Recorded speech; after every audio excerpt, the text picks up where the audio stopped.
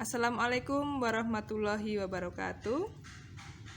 Apa kabar Sobat Muara? Jumpa lagi dengan video pembelajaran matematika. Untuk kali ini kita akan bersama-sama belajar tentang kaidah pencacahan, permutasi, dan kombinasi yang terdapat pada KD 3.25 dan KD 4.25.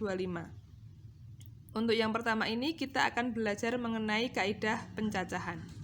Nah, pengertian dari kaidah pencacahan adalah suatu cara atau aturan untuk menghitung semua kemungkinan yang dapat terjadi dalam suatu percobaan tertentu.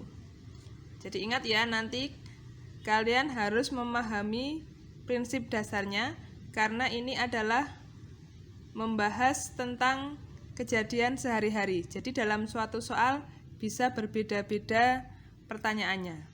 Untuk kaidah pencacahan ada 3 hal yang akan kita pelajari, yaitu tentang aturan perkalian, aturan penjumlahan, dan notasi faktorial.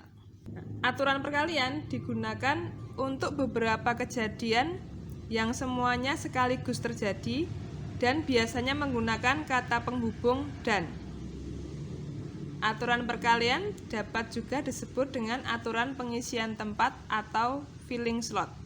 Nah, misalnya Budi memiliki 3 buah baju, warnanya putih, coklat, dan bermotif batik. Kemudian memiliki celana hitam dan coklat. Nah, pertanyaannya ada berapa pasang baju dan celana yang dapat dipakai dengan pasangan yang berbeda. Ini maksudnya saat kita memakai baju itu kan pasti memakai celana, itu dapat dipakai secara bersamaan. Nah, ada berapa cara dalam memakai baju dan celana jika memiliki koleksi seperti ini. Nah, baju dan celana ini kan otomatis bisa dipakai bersamaan ya. Jadi, jika 2 kejadian ini, yaitu baju dan celana, dapat dipakai secara bersama-sama, maka menggunakan aturan perkalian. Jadi, banyak cara memakai baju dan celana secara berpasangan, yaitu banyak bajunya ada 3 dan celananya ada 2, sehingga banyak caranya atau pasangan yang diperoleh dengan baju dan celana yang berbeda adalah ada 6 pasangan. Kemudian yang kedua adalah aturan penjumlahan, digunakan untuk beberapa kejadian yang tidak sekaligus terjadi. Artinya yang terjadi hanya salah satu saja atau bisa dibilang pilihan. Dan biasanya menggunakan kata penghubung atau. Nah, sebagai contoh, di rumah Wati ada 3 jenis sepeda yang berbeda. Kemudian ada 2 jenis sepeda motor yang berbeda dan ada 2 mobil yang berbeda. Nah, jika Wati ingin bepergian, ada berapa cara Wati menggunakan kendaraan yang ada di rumahnya? Nah, kalau menggunakan kendaraan, tidak mungkin ya kita memakai 2 kendaraan dalam satu waktu yang sama. Pasti kalau tidak sepeda, ya sepeda motor atau mobil. Nah, ini karena tidak dapat digunakan secara sekaligus, maka untuk mengetahui cara menggunakan kendaraannya, ini masing-masing komponen ini kita jumlahkan atau menggunakan aturan penjumlahan. Sehingga cara menggunakan kendaraannya adalah banyaknya sepeda ada 3, ditambah sepeda motor ada 2, dan mobil ada 2. Sehingga ada 7 cara menggunakan kendaraan. Yang ketiga adalah notasi faktorial. Rumusnya seperti ini. N faktorial, N tanda seru dibaca N faktorial. Itu rumusnya adalah N bilangan itu sendiri kali N-1 kali N-2 kali N-3 dan seterusnya sampai nanti ke kali 3 kali 2 dan kali 1. Kemudian kalau 0 faktorial adalah sama dengan 1. Sebagai contoh, 3 faktorial berarti 3 kali 3 kurangi 1, 2 kali 3 kurangi 2, 1 sama dengan 6.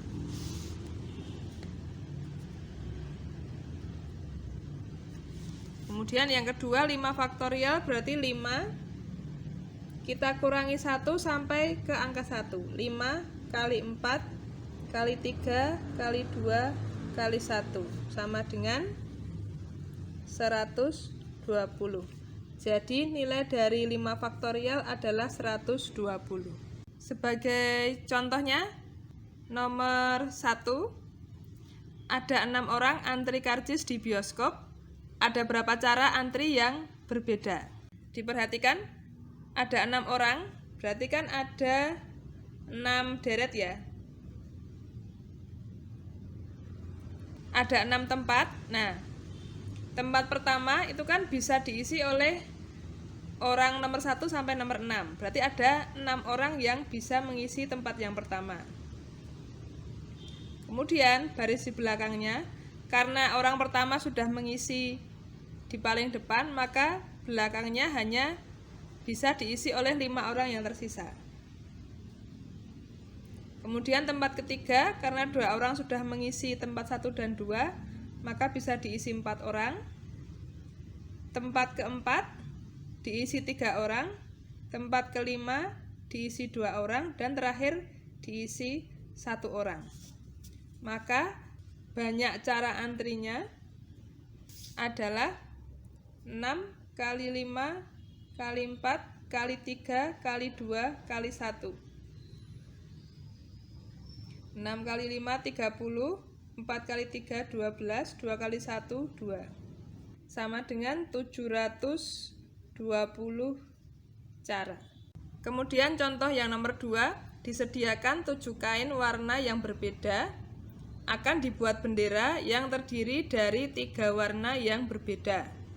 Nah, pertanyaannya ada berapa macam bendera yang dapat dibentuk? Nah, jawabnya, perhatikan, pertanyaannya adalah membuat bendera yang terdiri dari 3 warna. Berarti kita buat 3 tempat dulu. Nah, 3 warna berbeda, berarti tempat pertama itu kan bisa diisi kain nomor 1 sampai nomor 7. Berarti ada 7 kemungkinan. Kemudian yang tempat kedua, karena kain yang pertama sudah dipakai di tempat yang pertama, maka tempat kedua tinggal sisa 6 kain. Kemudian tempat yang ketiga, karena kain pertama dan kedua sudah mengisi tempat 1 dan 2, maka tempat ketiga tinggal ada 5 kain yang bisa digunakan. Sehingga banyak macam bendera adalah 7 kali 6 kali 5. 7 kali 6 kali 5 ada 210 macam bendera yang berbeda. Kemudian contoh nomor 3, dalam suatu pertandingan yang diikuti 10 peserta, berapa banyak kemungkinan yang berbeda pada pemberian medali emas, perak, dan perunggu? Nah, ini pertanyaannya, pemberian medali emas, perak, dan perunggu. Berarti kan ada 3 juara, ada 3 tempat. Nah, medali emas itu kan kemungkinannya bisa dimenangkan oleh 10 peserta. Maka di sini 10. Kemudian medali perak, karena 1 orang sudah mendapatkan medali emas, otomatis yang medali perak hanya berkesempatan diperoleh 9 orang. Kemudian untuk yang perunggu 8 orang.